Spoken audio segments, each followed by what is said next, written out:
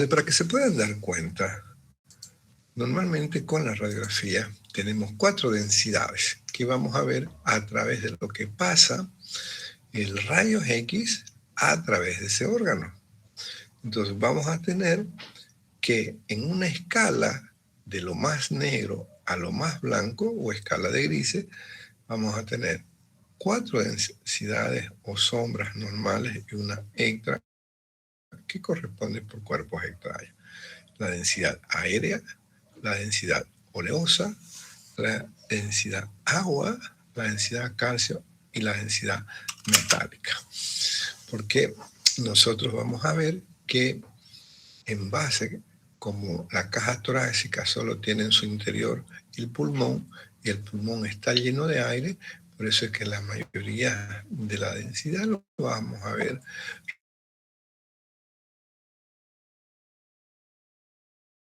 usamos a lo más negro, y el término radio opaco lo vamos a utilizar en lo más blanco. ¿Sí? Entonces podemos ver claramente una densidad aérea, una densidad oleosa, que es el tejido celular subcutáneo, una densidad agua, que es el músculo, los grandes vasos o el hígado, una densidad calcio, que son los huesos, que huesos vemos en la caja torácica, en la clavícula, las costillas, el omóplato, y en ocasiones vemos parte del húmero. Y tenemos la densidad metálica. En base a esa sombra, a esa escala, nosotros vamos a aprender a reconocer los diferentes infiltrados.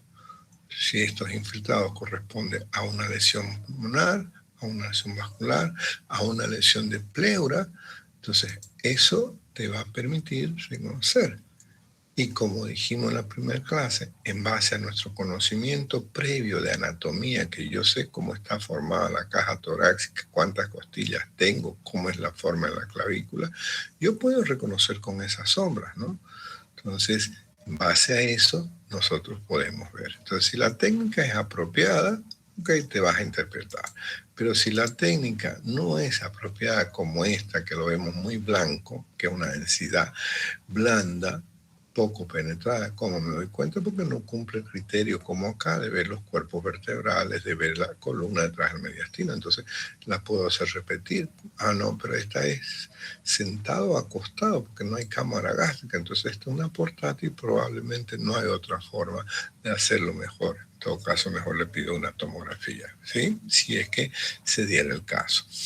Y en base a esas manifestaciones vamos a ir reconociendo los tipos de infiltrados. Cuando decimos infiltrados son lesiones, son anormales, que pueden ser o tipos redondeaditos o pueden ser lineales. Los micronodulares, nodulares, todo eso los vamos a ir reconociendo. Y en base a esas características de las lesiones, como en este caso que tenemos un área de condensación con broncograma, vamos a sospechar que se trata de una condensación o, en otras palabras, una neumonía. Pero vamos a diferenciar que esa misma radiopaca, si no tuviera imágenes de broncograma, pues tendríamos que sospechar posibilidad de una telectasia. Todas estas manifestaciones las vamos a ver viendo. Lo importante es que reconozcamos, por ejemplo, el signo de la silueta de Felton. Fíjense cómo el corazón no está borrado completamente. La línea derecha y la línea izquierda se puede reconocer.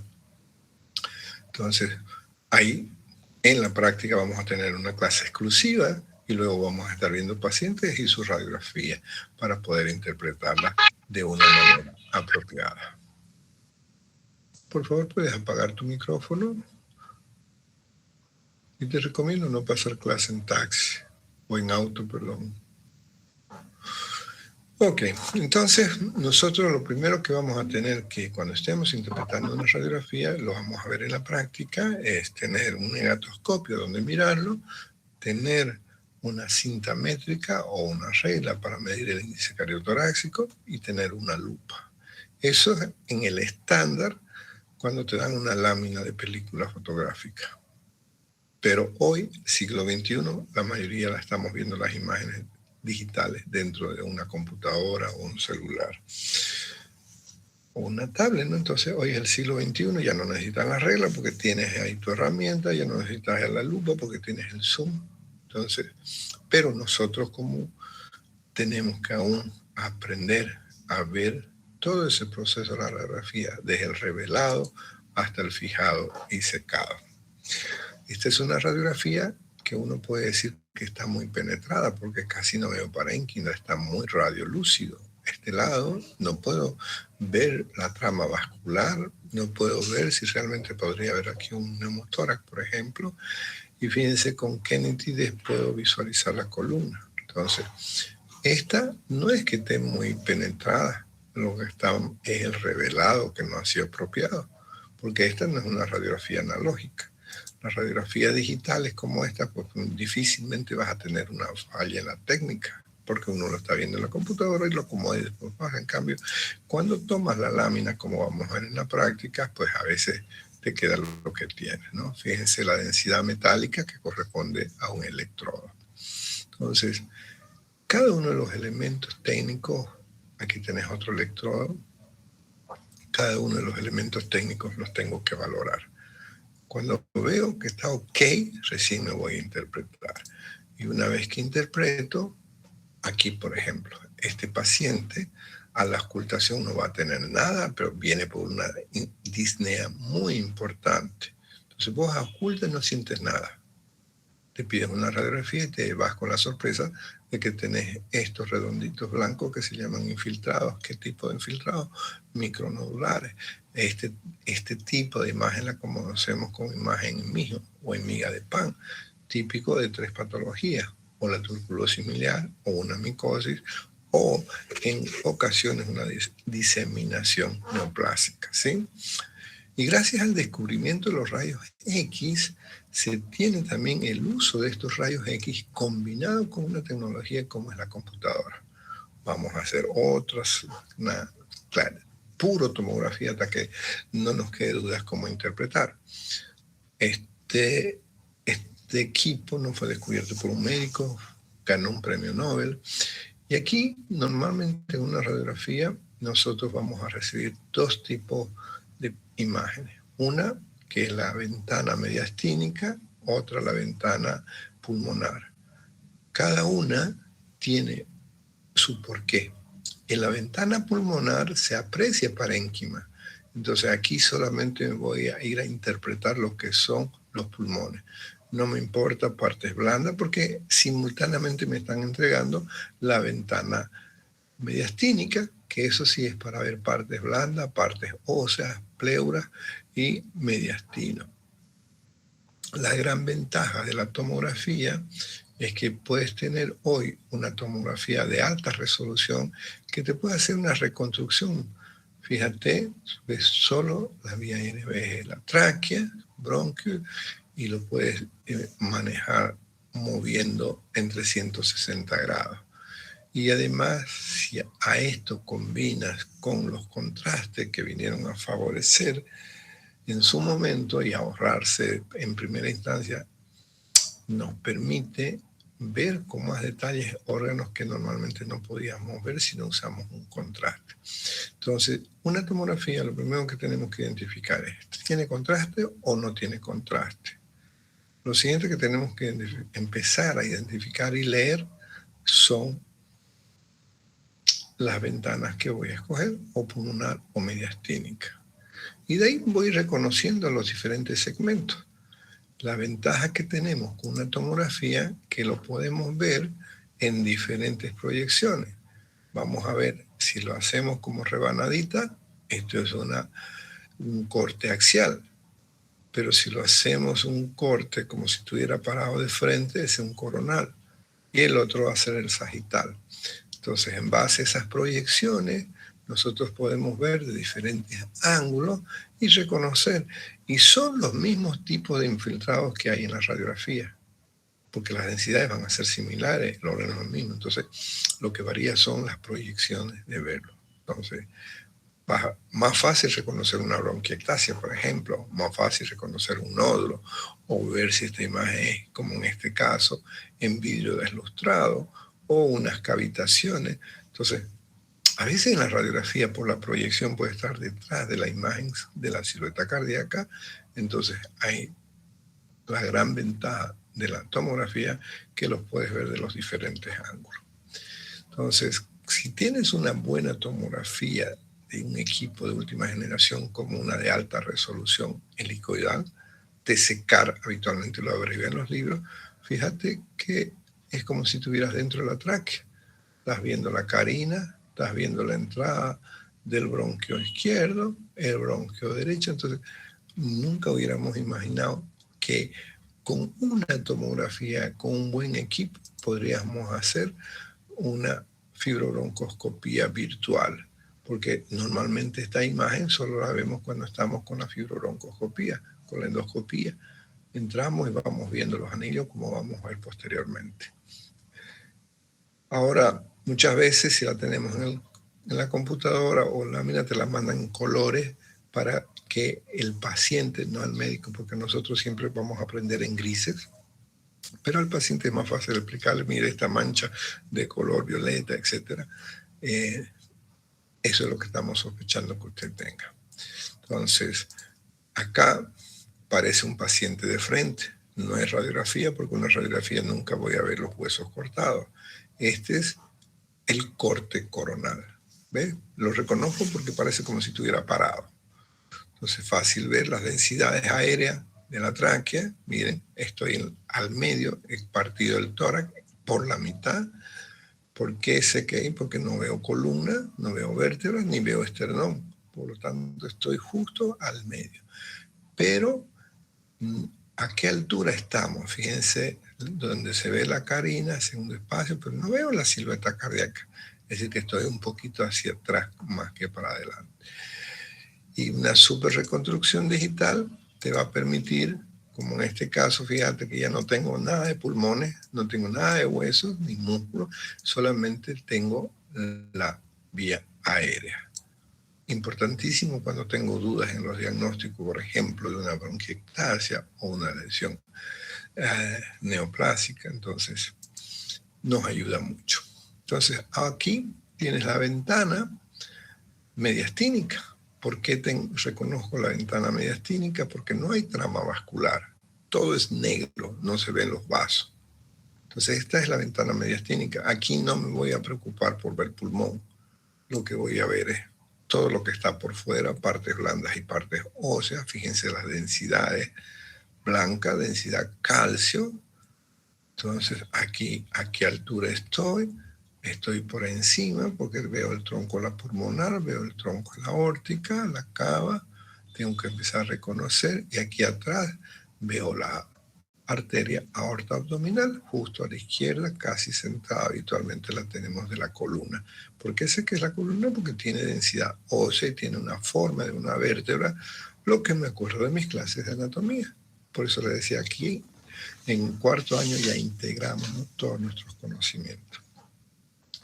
Y cuando les decía, tenemos que ver si la tomografía es con o sin contraste, aquí podemos reconocer. Fíjense, el color o la densidad del vaso, que es la misma que del músculo, este sin contraste. Pero si vemos que la densidad de los vasos, en este caso la aorta, tiene otro color que los músculos, este es con contraste. Y fíjense que el contraste todavía no ha llegado a la arteria aorta abdominal, porque no tiene el mismo color. Entonces todo depende en qué momento. ¿Sí? Entonces eso es lo que tenemos que tratar de ver. ¿Y en qué caso voy a pedir con contraste? Generalmente solicitamos habitualmente en dos tipos de lesiones. Cuando el cuadro es vascular, por ejemplo, un tromboembolismo, vamos a ver, o cuando estemos sospechando de un proceso neoplásico, porque habitualmente, perdón, por hablar y tomar al mismo tiempo. En caso de un tumor, les decía, es bastante vascularizado, entonces el contraste lo podemos reconocer. Ojalá que podamos organizarnos en las prácticas con no números elevados para que podamos hacer una ecografía, para que vean cómo es el manejo del equipo. No es difícil. Es un método no invasivo porque no atraviesa ninguna barrera, aunque sí pasa tejido a través de ondas de sonido, y muy útil para ver seguimientos de una neumonía, de un derrame o hacer funciones dirigidas. Entonces, tiene además la ventaja que si le pones la opción Doppler, puedes reconocer fácilmente los vasos, ¿no? Cuáles son los venosos, cuáles son los arteriales. Entonces, tiene mucha utilidad en tórax, cuando vamos a ver pulmón, vamos a ver líquidos en pleura, en pericardio, o ver lesiones dentro de mediastino, depende de la ventana. En personas gorditas la desventaja es que este equipo solo pasa 5 centímetros. Entonces, en personas con mucho músculo o con mucho tejido adiposo, no es fácil de llegar. Y otra cosa que ayuda, y en la práctica ojalá podamos hacerlo, es poner el modo Doppler para reconocer si la lesión es un neumotórax o es un hidrotórax. Entonces, va en base a los colores. Cuando lo vemos blanco, esto es costilla. Esto es costilla. El hueso no pasa las ondas. ¿Sí? El aire. Entonces, un signo que podemos tener, por ejemplo, son las líneas como si estuviéramos haciendo el signo de las barras de código en el supermercado. Entonces parece código de barras. Entonces estas densidades te orientan qué estamos viendo. Si estamos viendo, como en este caso, un cuadro de hidroneumo, hay líquido. En este caso, muy bonito, que podemos ver el área de condensación con una zona de líquido que podemos tener. Entonces, el punto de pulmón es patognomónico de neumotórax, ¿sí? Neumotórax, ya vamos a ver una clase.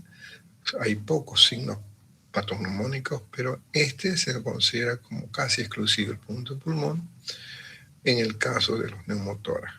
Habitualmente, cuando hacemos una ecografía pleuropulmonar, se le conoce la forma de mirar, primero pleura, primero la derecha, luego la izquierda, el protocolo Blue, ¿sí? Entonces, ahí vamos a poder identificar los tipos de líneas. Si son tipos de líneas horizontales, vamos a hacer que son las de tipo A. Pero si las líneas las vemos verticales, vamos a hacer las líneas tipo B. Entonces, en base a esas características de la forma de ver las ondas de sonido, podemos sospechar en una patología. Y algo que revoluciona un poco más, aunque es invasivo, combinando con no invasivo, si le pregunto en el examen, ¿cuál es el método complementario que combina un sistema invasivo con no invasivo? La respuesta sería la ecografía endobronquial, porque tiene un endoscopio, eso sí es invasivo, pero al final de la punta cuenta con un ecógrafo, por eso es EBUS, endobronquial ultrasonografía.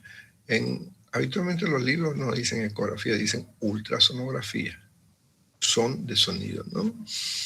Y cuando vamos a ver, haciendo invasivo, utilizando un endoscopio, un fibrobroncoscopio, puedes tomar además la posibilidad de usar herramientas para tomar lavados, biopsias o cepillados inclusive, ¿sí? Entonces, cuando estemos hablando de patologías que sospechamos de muchas adenomegalias, ahí de preferencia vamos a pensar en este estudio. Aquí entramos en algo de los métodos invasivos y no invasivos también, porque utiliza una cámara de emisión de rayos, que no son rayos X, y comienza a bombardear con dos contrastes, el tecnesio 99 y el xenón 133. Entonces, cuando usas el xenón, aquí estás viendo cómo ventila. Y cuando usas el tecnesio 99, estás viendo qué tanto de irrigación llega a ese tejido. No son muy llamativas las imágenes de gamografía, pero las pedimos especialmente para ver si no tenemos un cáncer con metástasis múltiple, ¿no? Y otra combinación de los rayos X con radioisótopos es el famoso PET, o PET scan también vamos. Hacerle un PET scan. Scan es simplemente explorador. PET es la abreviación de positrones emisión tomografía en inglés. Positron emission tomography. Entonces, utiliza una sustancia, en este caso la glucosa radiomarcada, y este tipo de material tiene afinidad los tumores, entonces lo absorben y podemos verificar. Entonces, de mucho valor cuando estamos buscando procesos neoplásicos. Y con el uso de combinar rayos X, ya sea a través de una radiografía simple o con una tomografía, cuando usamos los contrastes, pues mucho más fácil de reconocer todo el sistema circulatorio. En este caso hemos invertido la polaridad, normalmente con el contraste esto se ve blanco y los pulmones se ven negros, ¿no? Entonces depende cuestión del gusto o filtros que le ponemos. Podemos ver la salida de la aorta, su callado, la división de las carótidas, la aorta torácica y la aorta abdominal. Entonces, en la parte de pulmón, nosotros buscamos los estudios angiográficos para confirmar o descartar un tromboembolismo pulmonar. Obviamente, como dijimos hace un momento, también nos permite visualizar lesiones neoplásicas. Hoy, con los super equipos de tomografía, podemos hacer como si estuviera en movimiento. Podemos ver los movimientos cardíacos, los volúmenes y medir inclusive volúmenes como si estuviéramos haciendo un ecocardiograma, que imagino que en la rotación anterior deben haber aprendido cómo se hace y para qué sirve, ¿no? Otro estudio que utiliza física es la resonancia magnética. Este ya no usa rayos X, ¿sí? Ahora, aquí generalmente la resonancia magnética utiliza cierto material como el galodinio, también la puedes pedir con o sin contraste, y dependiendo de la ventana o el protocolo que le pidas, puede ser para ver solamente vasos o ver parénquima. Entonces, esto de la resonancia sí tenemos que tener algunas precauciones. El paciente no tiene que tener ningún metal, aunque ahora están habiendo, a veces tenés que hacer una resonancia en un paciente con marcapaso. Ya en Santa Cruz hay equipos que te pueden tolerar ese material, pero normalmente es como un super imán que si tienes un metal te lo puedes arrancar, no conviene, ¿sí? La ventaja principal de la resonancia es que no tiene riesgo de radiación ni riesgo de enfermedad renal por el uso del contraste, porque este contraste es muy diferente al yodo. Cuando hablemos en la siguiente clase práctica, vamos a hablar de los diferentes contrastes y cómo lo vamos a usar. Entonces, como les vengo mencionando, la endoscopía a través de un fibrobroncoscopio podemos hacer diagnóstica y terapéutica. Diagnóstica si solamente querés ir a ver qué está pasando. Y terapéutica cuando utilizas para solucionar, por ejemplo, la extracción de un cuerpo extraño, como vamos a ver en un caso práctico que tenemos. Hoy la característica de estos equipos es que cada vez son más delgados, más flexibles, y la característica de su imagen, cámaras con mejor resolución y monitores con mejor resolución, el cual nos va a poder permitir diferentes situaciones que pueda presentar un paciente. A veces no tenemos claro con la resonancia o la tomografía porque la lesión es muy pequeña, entonces ingresas a un bronquio. En este caso estamos viendo la carina, fíjense las divisiones de los bronquios, tener los dos principales, aquí la carina en otro ángulo. Entonces vos podés ver si aquí esto está sangrando, si esto está obstruido, si hay una lesión ulcerosa.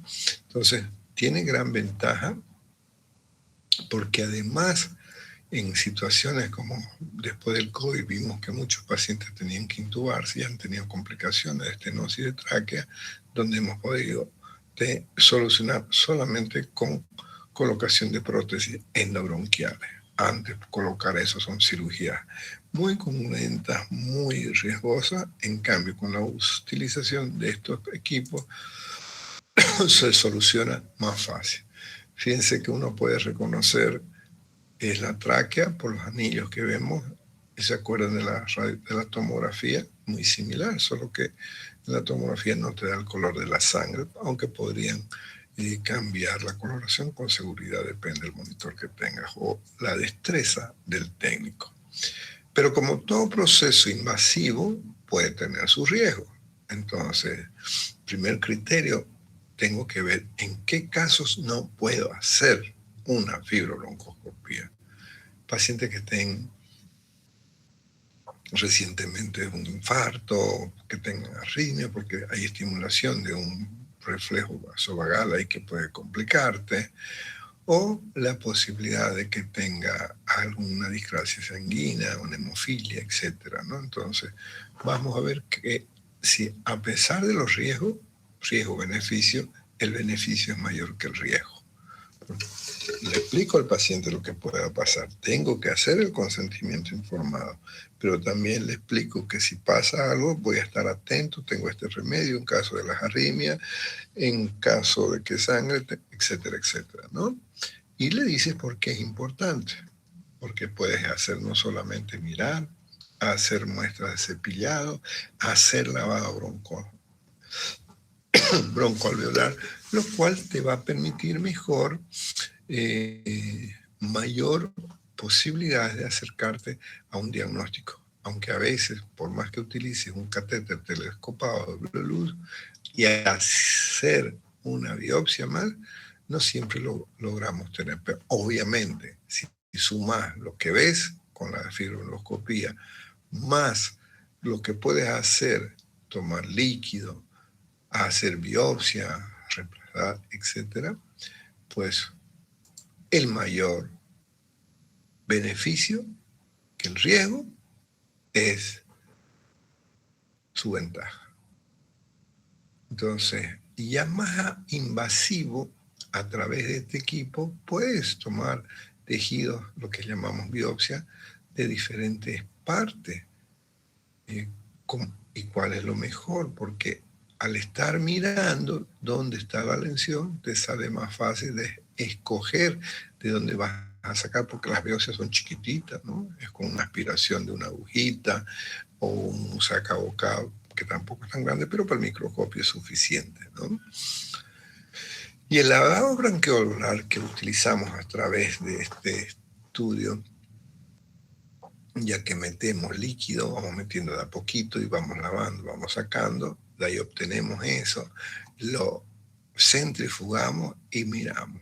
Y las características de la fórmula celular que ya aprendimos en fisiología, cuánto es los macrófagos alveolares que pueden haber, cuánto es la cantidad de linfocitos, el cociente cómo está entre 1,6 y 1,8. Entonces, esto ya nosotros hemos aprendido, entonces tenemos que comprobar. Y recordando que en los fumadores puede tener un valor menor. En fumadores sanos, el neutrófilo es superior al 3%.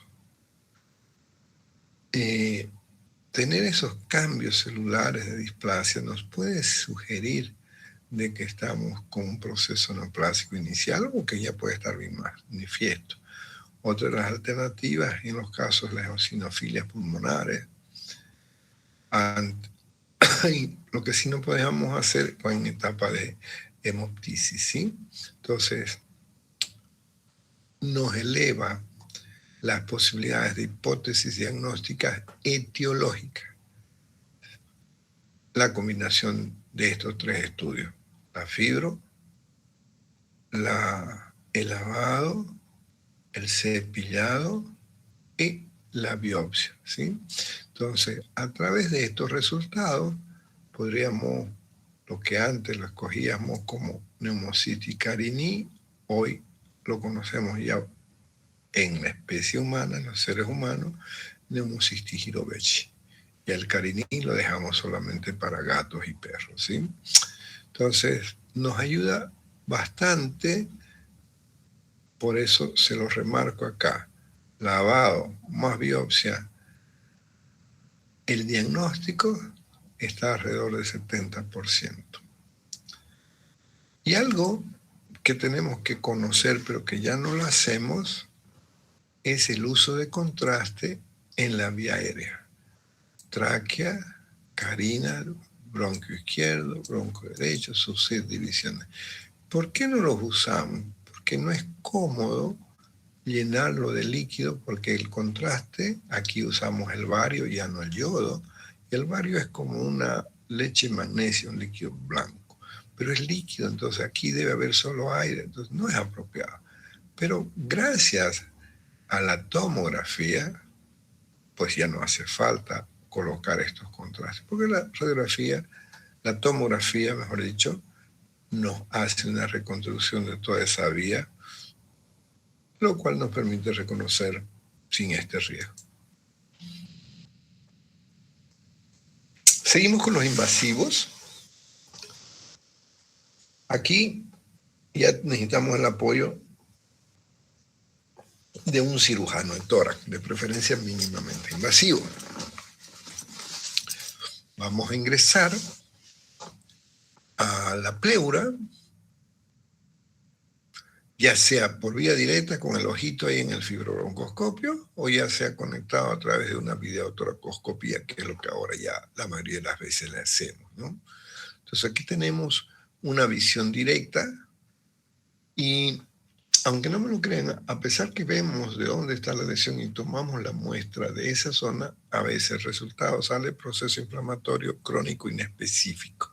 O sea, sigue tratando de encontrar elementos de evidencia clínica para que te oriente de qué se trata. Porque uno dice, pucha, sí, lo mejor para el diagnóstico es la biopsia, ¿no? Pero en pleura no siempre es lo apropiado.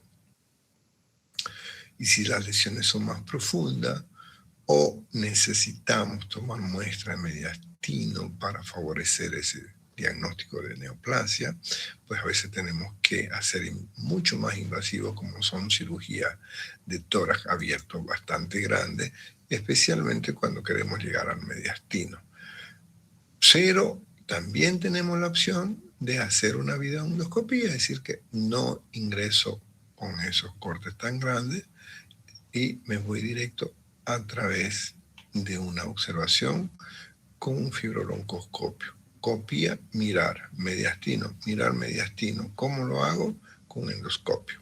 Relaciones siempre copia con endoscopio, para que sea más fácil.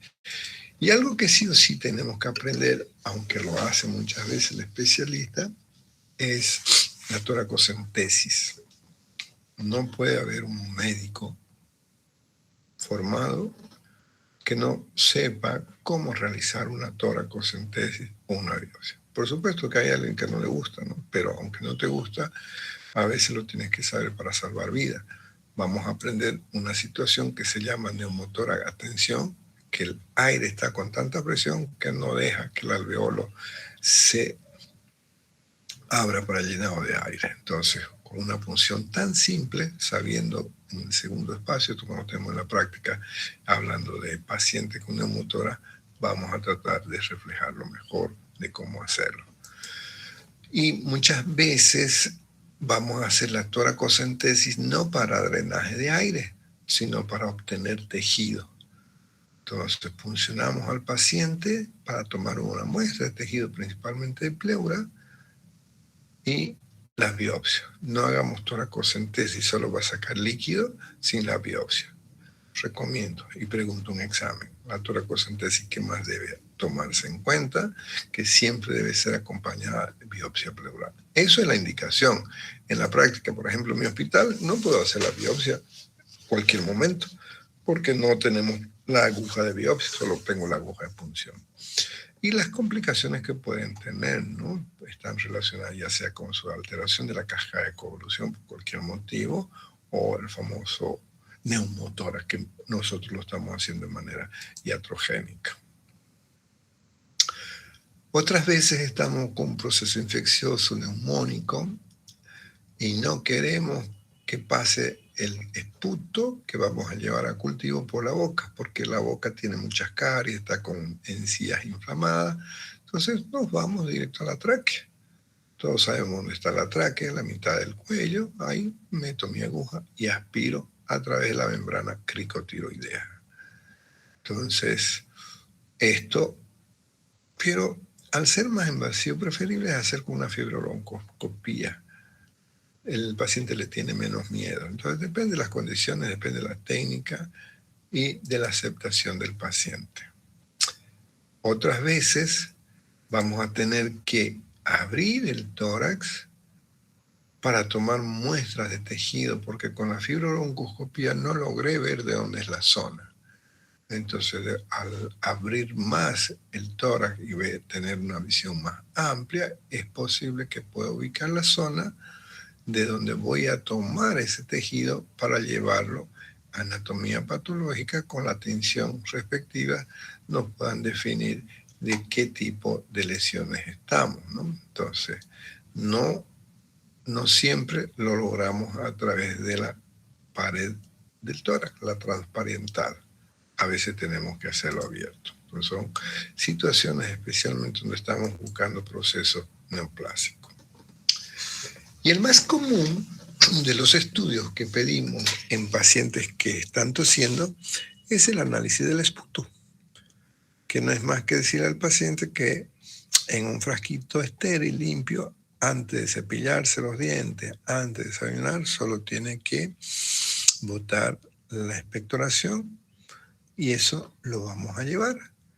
Y vamos a hacer estudios de microbiología, donde vamos a ver qué tipo de células hay, le vamos a poner una tinción para ver si es un gran positivo, es un gran negativo, vamos a ver cómo están las características de las células, por ejemplo, los cristales de Leyden en pacientes asmáticos, y además lo vamos a cultivar.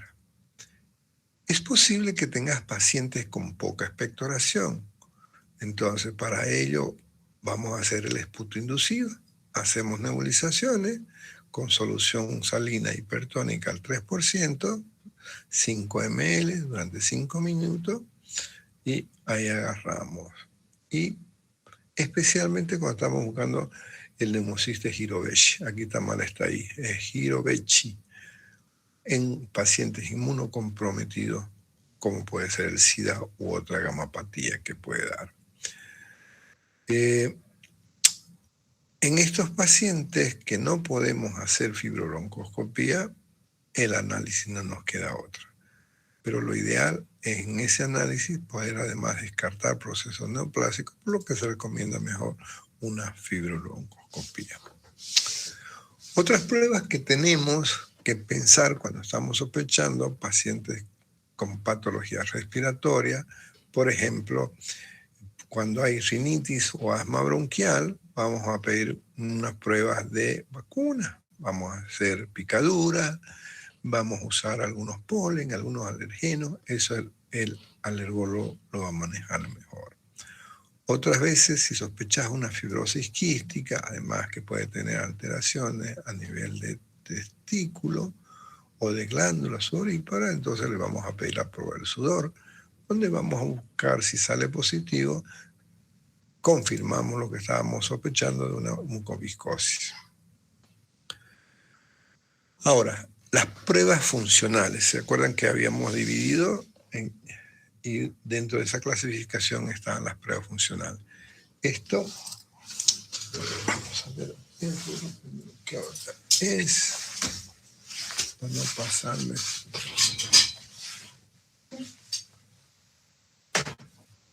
¿Quién tiene la hora, porfa?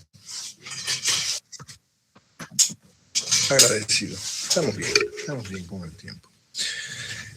Entonces una cosa es ver cómo está ese pulmón cómo está esa caja torácica y sus contenidos. Y otra cosa es ver cómo está funcionando. En la parte de la función, el estudio que más se nos viene siempre a la mente va a ser la espirometría. Pero también tenemos la plestimografía, donde podemos medir los volúmenes. Y las pruebas funcionales también que acompañan es la gasometría o la pulsoximetría. La espirometría lo vamos a ver en la práctica. Vamos a ver un día de eso que nos dé permiso el laboratorio de simulación. Hay espirómetros que podríamos hacer. Y lo que sí tenemos que recordar son los valores fisiológicos. Cuánto es mi volumen, la capacidad vital, cuánto es el volumen expiratorio forzado.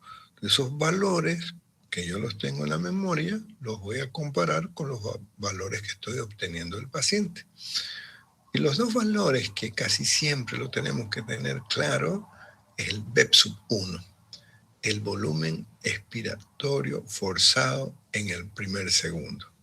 Y de ahí relacionamos el volumen expiratorio forzado con el capacidad vital forzada. Entonces, con estos elementos vamos a ver que podemos ver si estás con un proceso obstructivo o estás con un proceso restrictivo. Y en base, pero recuerden, yo no le estoy pidiendo la espirometría para ver qué tiene mi paciente. Yo estoy sospechando un cuadro de una bronquitis crónica, de un asma, de una fibrosis pulmonar, entonces ahí le pido la espirometría. No me gustaría que cuando vea, es un cuadro obstructivo, ¿cuáles son las enfermedades obstructivas? No, eso no queremos.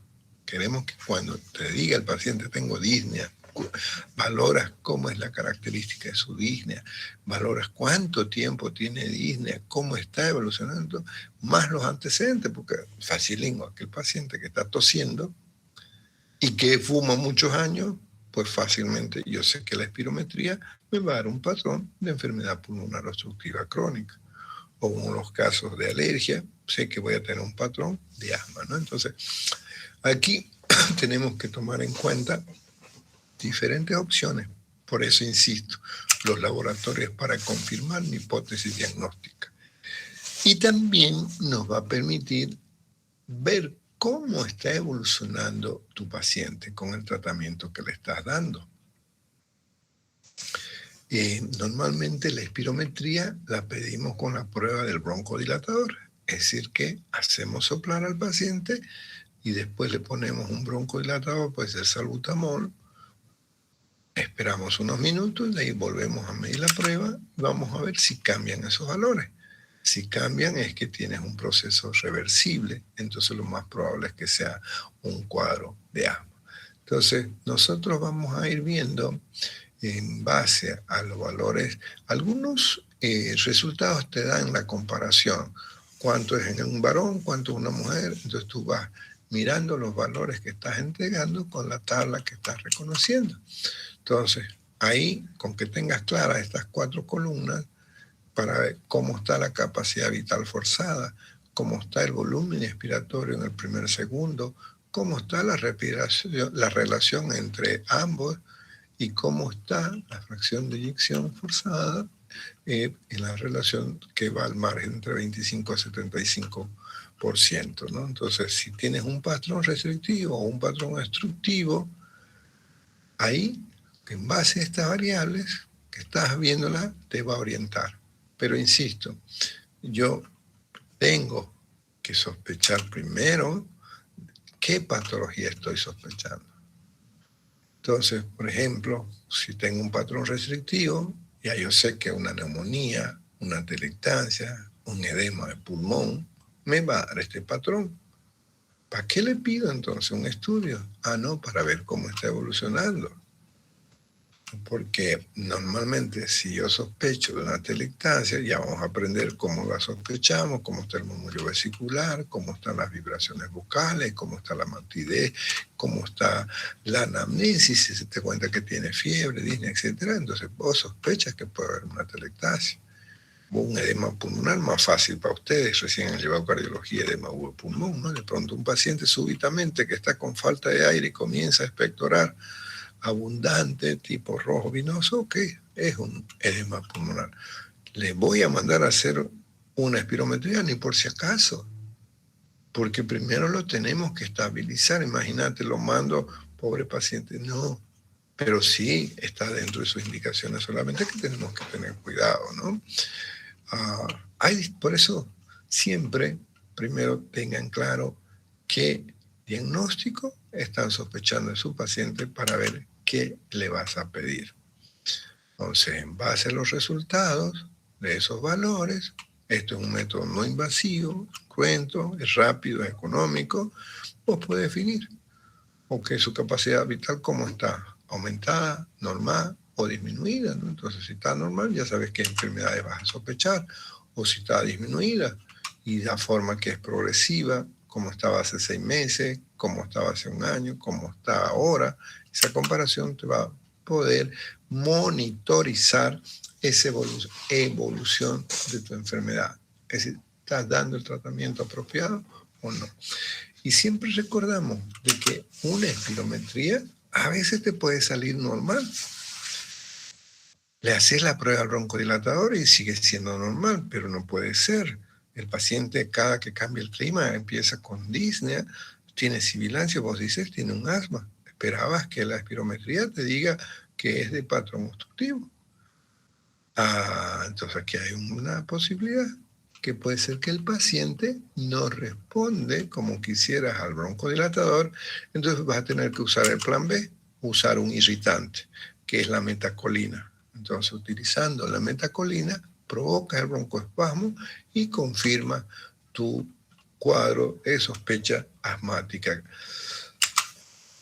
Entonces, cuando estás viendo la espirometría, tienes, así como valoramos las características de la radiografía, tenemos que valorar los criterios de la técnica, la experiencia del equipo.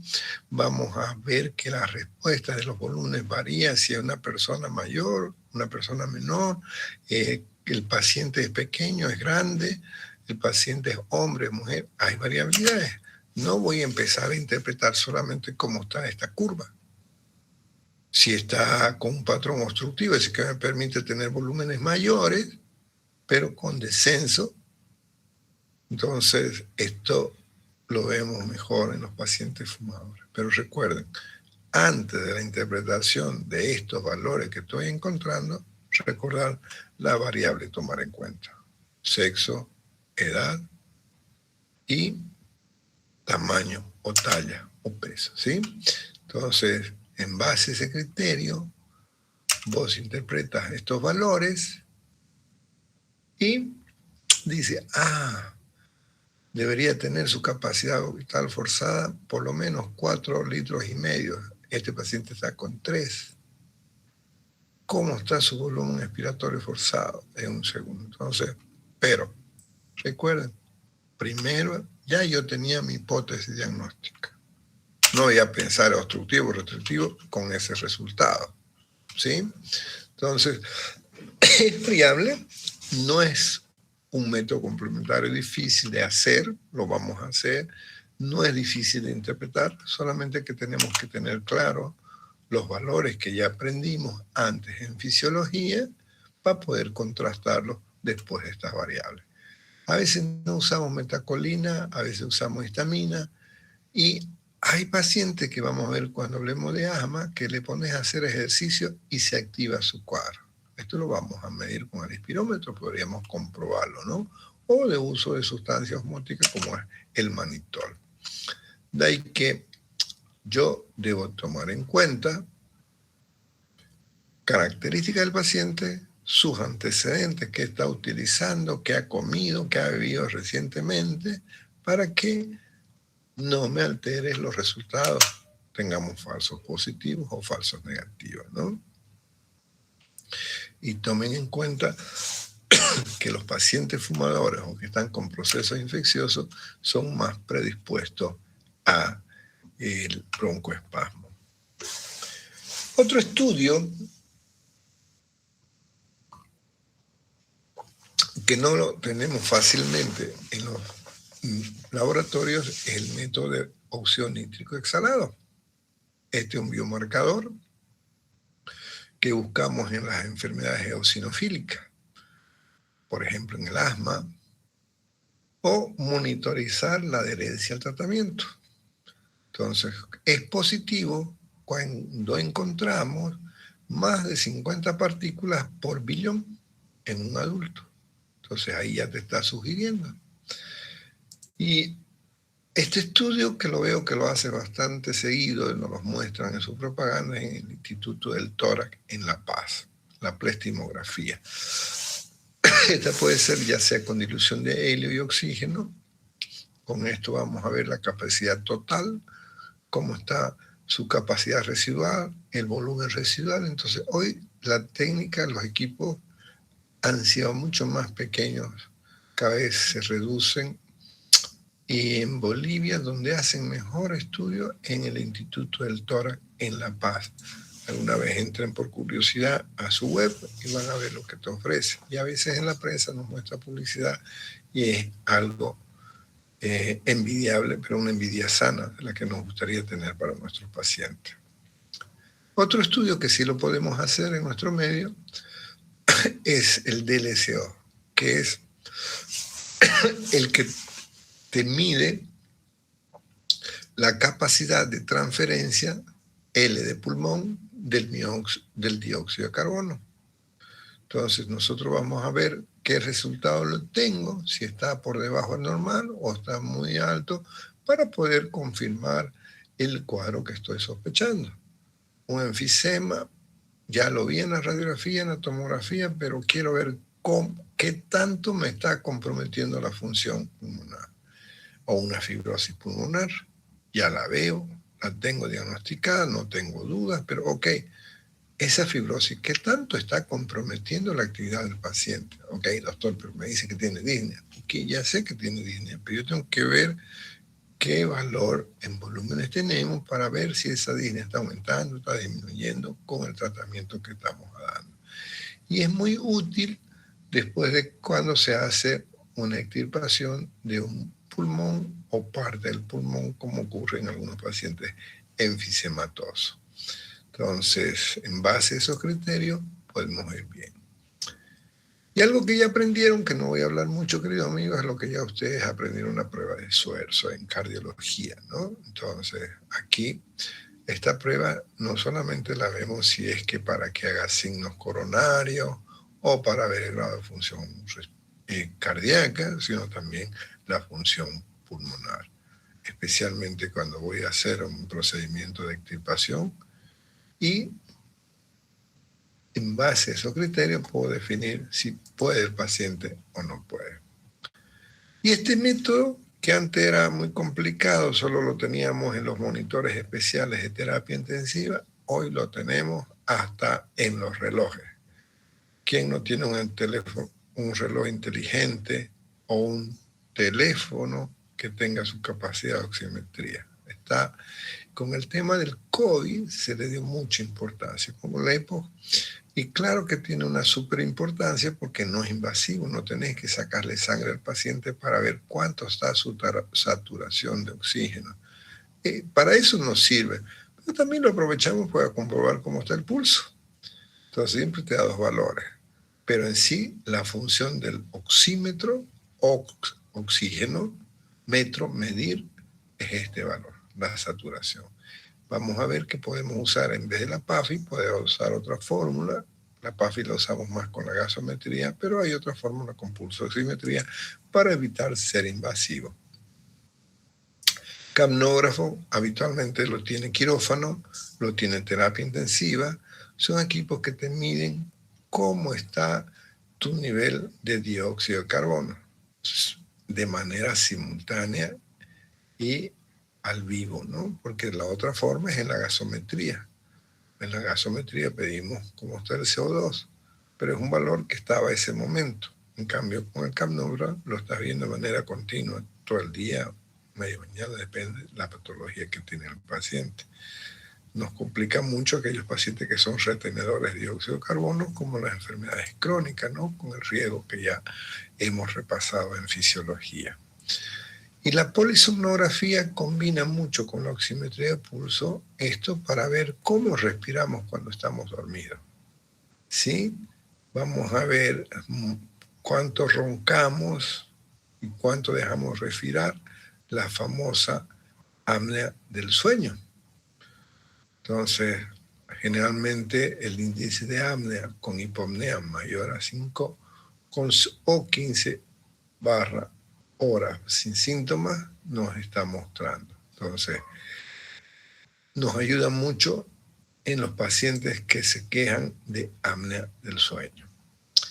Y estos casos invasivos, la gasometría arterial, por favor, todos los días en el turno veo que las personas que tomen muestra de gasometría lo hacen sin guante. Siempre que manipulen sangre, háganlo con guante. ¿Cuesta más pelear el pulso? Sí, es verdad, pero no tenés riesgo de contagiarte alguna enfermedad viral si por desgracia te contaminas, ¿no? La gasometría nos va a medir el medio interno a través de la medición de los hidrogeniones, que es el pH, 733, 743, aprendimos nuestro valor fisiológico normal.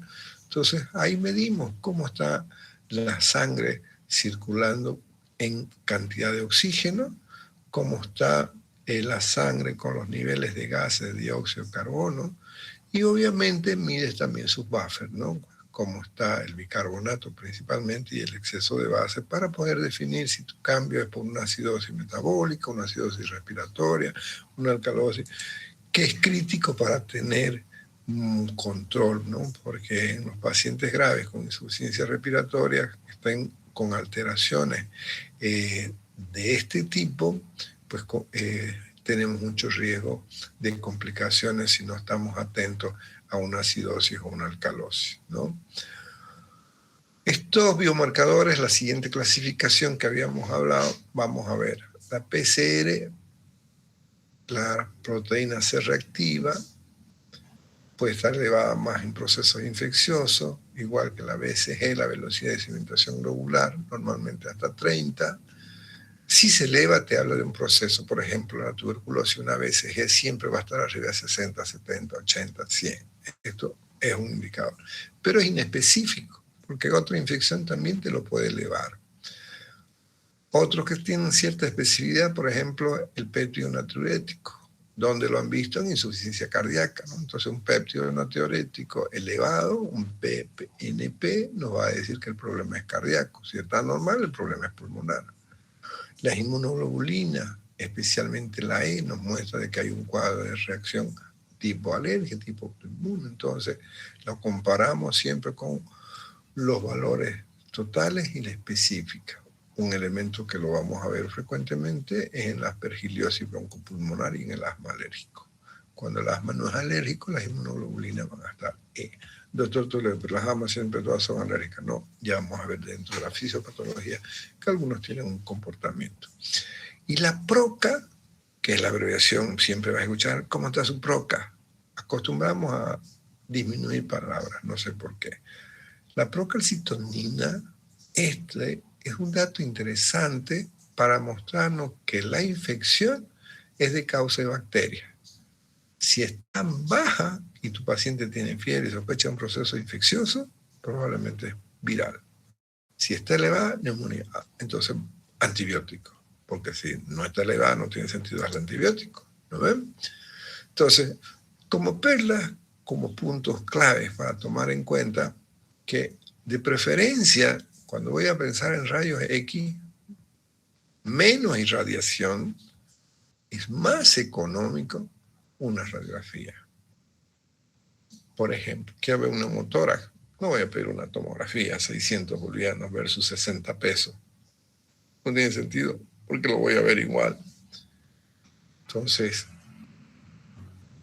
no me hagan en la práctica radiografía más tomografía. ¿Por qué le pedí los dos?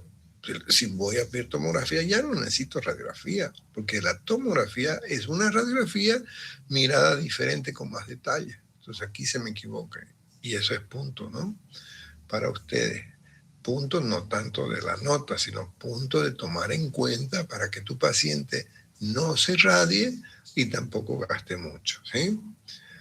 Luego vamos a ver que la espirometría y la medición del transporte del dióxido de carbono nos ayudan para ver qué tan grave está el cuadro, como también cómo está evolucionando. Los más invasivos, broncoscopía, mediastinoscopía, punciones, biopsia, esto lo vas a considerar riesgo-beneficio. Si con esto me va a dar más posibilidades de diagnóstico, ok, vale la pena. Y lo convenzo al paciente. No lo obligo. Ley 3131 no te permite, no, si usted no se lo hace, no me gusta nada, ni un tipo de coerción, ¿sí? Entonces, nunca se olviden de compartir con el paciente la información porque es obligado por ley. Ley 3131 no la aplico cuando quiero, es obligatoria, porque por eso puedes tener riesgo. Y siempre la clínica prevalece sobre la imagen. Si tu radiografía o tu tomografía te da una sospecha de una enfermedad A, pero tu clínica te da sospecha de una enfermedad B, quédate con la B. Manda la evidencia clínica, más que la evidencia del uno signo. Pero es mucha ayuda los laboratorios que podamos usar. Hoy ya ustedes van a estar más acostumbrados, todavía está un poco elevado, pero los pedimos y los hacen en otros lugares, son los perfiles de proteínas y la metabolómica, que son las huellas metabólicas, ¿sí? Por ejemplo, cuando hablemos de asma, vamos a ver cuándo voy a pedir la piroxetina, o esta prueba que aún no tiene nombre comercial, que es la YKL40. Está en investigación, por eso tiene código. Vamos a ver surfactante o aptoglobulina en los pacientes con EPO, o en la fibrosis pulmonar. Vamos a pedir marcadores, por ejemplo, el MUC58, el SPA o el SPD, los cuales te van a ir dando, mientras bajen sus valores, está mejorando obviamente tu paciente, ¿no? O en los procesos neoplásicos, antes que íbamos a hablar de citocratinas o de enolasa, a lo mucho más nuevo que estamos era al tema de la procalcitonina. Pero ¿cuánto has escuchado la lipocalina, que tiene mejor evidencia? Pero más caro y no lo hacen todos los laboratorios, ¿no? Entonces, fingolipídicos, aminoácidos, ácidos grasos, leucotrienos, todos estos marcadores podemos pedirlos y nos orientan. No solamente debemos quedarnos en el diagnóstico, lo que debemos tener claro también es qué tanto está avanzado. De ahí que te voy a preguntar en el examen práctica, ¿cuándo solicitamos una medida del transporte pulmonar del dióxido de carbono? Si sus resultados bajos, ¿qué piensa? ¿O qué método voy a estudiar un cáncer? ¿O por qué una toracocentesis puede ser diagnóstica y terapéutica? ¿O un EBUS? Esto los vamos a ir fijando más ese conocimiento a medida que estemos avanzando en las patologías específicas, donde voy a considerar qué estudio complementario necesito para entregarle a nuestro paciente. Entonces, como concepto básico que se tiene que quedar es invasivo o no invasivo. Pero un detalle, existen invasivos en la cual no rompen barreras, pero pueden hacer daño, como son los isótopos radioactivos. Puede hacerte daño. O una radiografía a tu paciente en etapa de gestación. No es invasivo. Puedo hacerme hasta 10, 20 tomografías, etcétera, etcétera, pero si está embarazado, no. Entonces, vamos a ir viendo todos estos estudios a medida que vamos avanzando cada una de las patologías. ¿Alguna pregunta?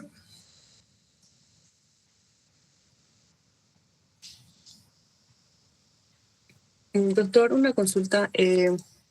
La tarea de la ley 3131 es para presentarle en el horario que nos toca la práctica, ¿no? Espéreme un ratingo, les respondo enseguida, pero permítame que no se cambie la idea de la clase. Primero tratemos de ver si existe alguna pregunta relacionado con el tema que hemos hablado. Pueden levantar la mano antes de hablar para que sea más fácil darles la palabra. ¿Podrían activar su cámara para saludarlos? Hola Renan, ¿cómo estás? Qué gusto verlo. Igualmente, doctor, un placer. ¿Preguntas, question? ¿No hay question? Ok. Bueno, respondemos la pregunta que me hacía respecto a la parte de la práctica, me decía, ¿no? ¿Me repite? Sí, sí, doctor. Era si la tarea se tiene que presentar en el horario que les toca la práctica. O sea, Sí, enviarla, ¿no? Subirla. sí, sí. O sea, el plazo que toca es, si te tocó el lunes la tarea, tienes plazo hasta el otro lunes para entregar. Pero la mayoría de las tareas las tenemos que entregar el mismo día. ¿Alguien ha tenido conflicto con llenar el formulario de la práctica? Doctor, Sí, por favor. nosotros en la ¿Puedes teoría, bajarle? ¿Estás con dos equipos? Bájale volumen a uno, por favor. sí, ya está, doctor, me disculparon. En la teoría usted dijo que el jueves no iba a haber prácticas, pero el martes no había informado que no iba a haber. Uh-huh. O sea, si hay necesidad, lo que pasa es que el martes es incómodo correr a la U terminando la práctica. Entonces, si podemos lograr distribuirlo de esta manera, hemos dicho lunes, hemos dicho miércoles, hemos dicho viernes y hemos hecho sábado. Y el sábado tenemos doble para cubrir los 5 días. Pero si vemos de que hay un grupo de compañeros que no pueden otro día, que solo es el martes, la hacemos la práctica el martes. Sí, doctor, sería una posibilidad, porque varios nos choca el horario en materias prácticas y teóricas que justamente caen en ese mismo tiempo que usted ha ¿Ok? puesto en su práctica. Ok, entonces le vamos a agregar. Está bien, ¿mandaría un nuevo enlace para que volvamos a rellenar los grupos o cómo lo haríamos? Si volvemos a llenar, creamos confusión. Okay. Lo que voy a poner en el grupo, en el tablón del Classroom, quienes desean pasar el día martes. Ah, ya. Está bien, ¿Sí? doctor. Era eso. Muchas gracias. De nada, Abringa, vamos a crear esa pregunta. ¿Alguna otra pregunta, futuros colegas? Bien, los que no hayan llenado su nombre en la lista del chat, por favor escríbanlo antes de despedirnos. ¿Alguien me habló, creo? Doctor, buenas noches. Preguntaba de las prácticas si también van a ser en el Hospital San Juan de Dios. Disculpe. Sí, en el Hospital San Juan de Dios nos vamos a ver. Me imagino que todos ya tienen su carnet. Los que no tengan carnet, el guardia no los deje pasar a la parte de atrás de emergencia, me avisan y yo voy y los hago pasar hasta que traigan su carnet. La práctica, mandil limpio, no arrugado, sin botones. Siempre encargo esto para que verifiquen. A veces se les cae el botón y uno no se da cuenta. Barbijo N95, un gorro quirúrgico, estetoscopio, tensiómetro, termómetro, reloj, linterna, puede ser el reloj de la linterna del celular, puede ser, y oxímetro si es que tiene, no es obligatorio, porque si falta yo les presto el mío.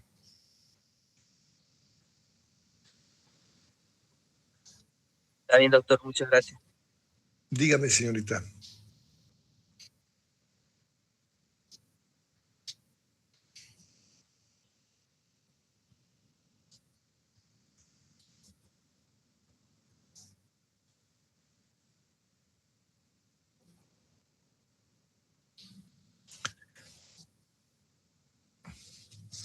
El que quieres en el tiempo real es el que estás monitorizando. Tienes un paciente con una acidosis respiratoria por acúmulo de dióxido de carbono. Entonces, el dióxido de carbono solo puedes disminuirlo intubándolo al paciente. Entonces, para ver lo que estás modificando, el tiempo de relación inspiración-expiración, la frecuencia o los volúmenes, influyen en si esto está cambiando o no. Entonces, ahí es mejor tenerlo monitorizado de manera real. Lo otro es si tienes un paciente internado, no es fácil que vaya a una cabina donde le puedan medir en un laboratorio. Entonces, para eso hacemos o el capnógrafo o la gasometría. Pero son invasivas la gasometría, no tanto como el capnógrafo. ¿No ven? Entonces, cuando estemos hablando de patologías específicas, ahí se va a ir recordando cuál método vamos a utilizar con más detalle.